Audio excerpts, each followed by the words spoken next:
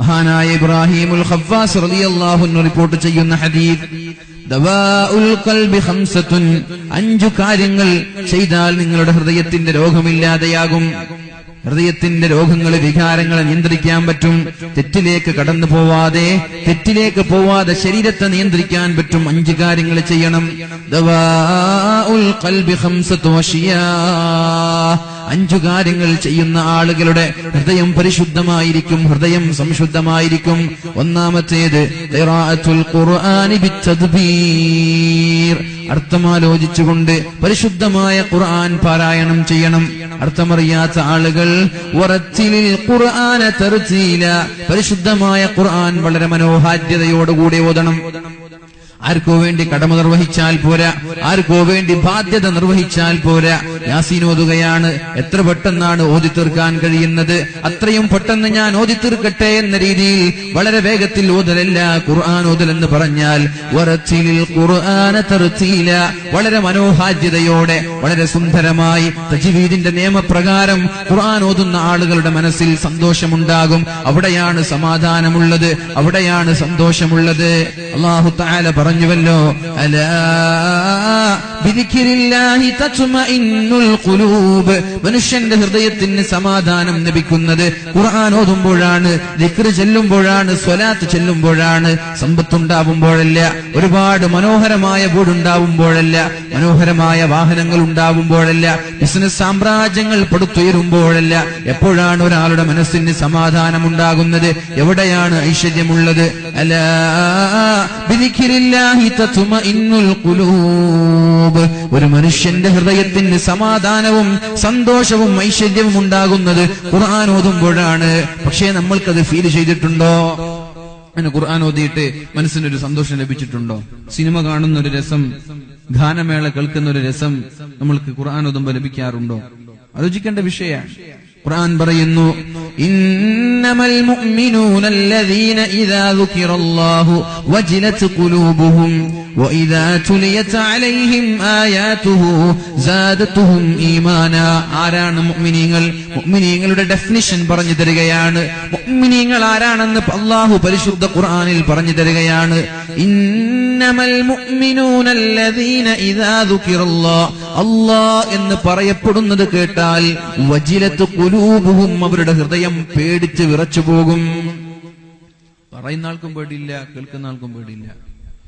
ആണ് മുഅ്മിനീങ്ങൾ.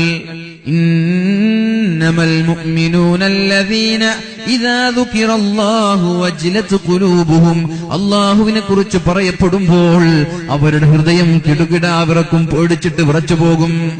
വഇദാ തുലിയത് അലൈഹിം ആയാതുഹു, അല്ലാഹുവിന്റെ ദൃഷ്ടാന്തങ്ങൾ ഓതി കേൾപ്പിച്ചാൽ, അല്ലാഹുവിനെ കുറിച്ച് പറഞ്ഞു കേൾപ്പിച്ചാൽ, സാദതുഹും ഈമാനാ, അവരുടെ ഈമാൻ ഇങ്ങനെ വർദ്ധിച്ചുകൊണ്ടേയിരിക്കുമെന്ന് പരിശുദ്ധ ഖുർആൻ നമ്മോട് പഠിപ്പിക്കുന്നുണ്ട്. ഒരു വഅദ് കഴിഞ്ഞ് വീട്ടിലേക്ക് മടങ്ങി പോകുമ്പോ നന്നാവണം എന്ന ഒരു ബോധം വരുന്നുണ്ടോ എങ്കിൽ അത് ഈമാനിന്റെ ലക്ഷണമാണ്. വഅദ് കേട്ട് വീട്ടിലേക്ക് മടങ്ങുമ്പോ, വഅദ് കഴിഞ്ഞ് വീട്ടിലേക്ക് മടങ്ങി പോകുമ്പോഴേക്കും എനിക്ക് നന്നാവണമല്ലോ എന്ന ഒരു ചിന്ത നമ്മുടെ മനസ്സിലേക്ക് കടന്നു വന്നാൽ അത് ഈമാനിന്റെ ലക്ഷണമാണ്. അല്ലാതെ വഅദ് കേട്ട് തിരിച്ചു പോവാണ്, എന്താണ് വഅദ് പറഞ്ഞതെന്നറിഞ്ഞിട്ടില്ല, നന്നാവാനുള്ള മനസ്സിലൊരു താല്പര്യം പോലും വന്നിട്ടില്ല, വഅദ് കേൾക്കുമ്പോൾ തന്നെ പുച്ഛമാണ്, വഅദ് കാണുമ്പോൾ തന്നെ അറപ്പാണ്. ഇങ്ങനെയുള്ള ആളുകളാണ് ഈമാനിന്റെ കാര്യത്തിൽ ശ്രദ്ധിക്കേണ്ടത്. ഈമാനിന്റെ ലെവലേശം നിന്റെ ഹൃദയത്തിലുണ്ടോ എന്ന് ശങ്കിക്കേണ്ടവരാണ് അവരൊക്കെ. ഖുർആൻ ചോദിക്കുന്നുണ്ടല്ലോ, അവമൈ അമ്മൻ അളലമു മിമ്മൻ ദുകിറ ബിആയാതി റബ്ബിഹി, അല്ലാഹുവിന്റെ ദൃഷ്ടാന്തങ്ങൾ ഓതി കേൾപ്പിക്കുമ്പോ ആരാണ് അവഗണിച്ചു കളയുന്നത്? അവനേക്കാൾ വലിയ ക്രിമിനൽ ലോകത്തുണ്ടോ എന്ന് അല്ലാഹു ചോദിക്കുന്നുണ്ട് പരിശുദ്ധമായ ഖുർആനിൽ. വമൻ അളലമു മിമ്മൻ ദുകിറ ബിആയാതി റബ്ബിഹി ഫഅറള അൻഹാ. ശ്രദ്ധിക്കണേ സഹോദരങ്ങളെ, സഹോദരിമാരെ, ശ്രദ്ധിക്കേണ്ട വിഷയമാണ്. പരിശുദ്ധമായ സൂറത്തുൽ കഹ്ഫിൽ പറയുകയാണ്, വമൻ അളലം, ആരാണ് ഏറ്റവും വലിയ ക്രിമിനൽ, ആരാണ് ഏറ്റവും വലിയ അക്രമി, ആരാണ് ക്രൂരനാരാണ്? വമൻ അളലമു മിമ്മൻ ദുക്കിറ ബിആയാതി റബ്ബിഹി ഫഅറള അൻഹാ, വഅദ് കേൾക്കുമ്പോൾ മാറി നിൽക്കുന്നവരാണ് അക്രമികൾ. ദിക്റിന്റെ മജ്ലിസ് കാണുമ്പോൾ മാറി നിൽക്കുന്നവരാണ് അക്രമികൾ. സ്വലാത്തിന്റെ മജ്ലിസ് കാണുമ്പോൾ മാറി നിൽക്കുന്നവരാണ് അക്രമികൾ.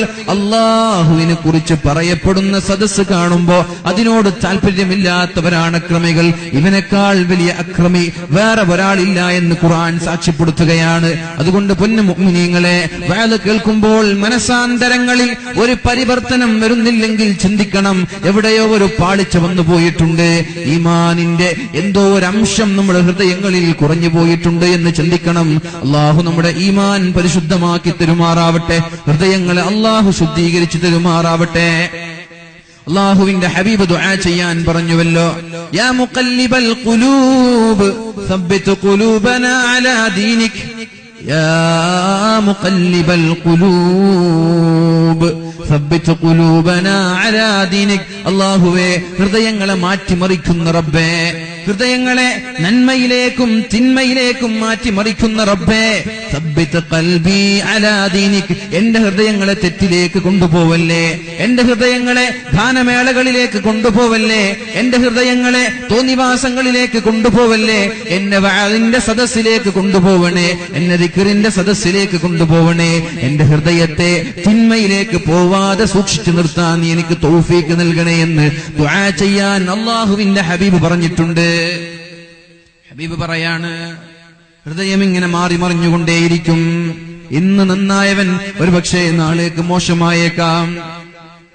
ബാദിറൂ ബിൽ അഅമാലി ഫിതനൻ കഖിതഇൽ ലൈലിൽ മുള്ളിം.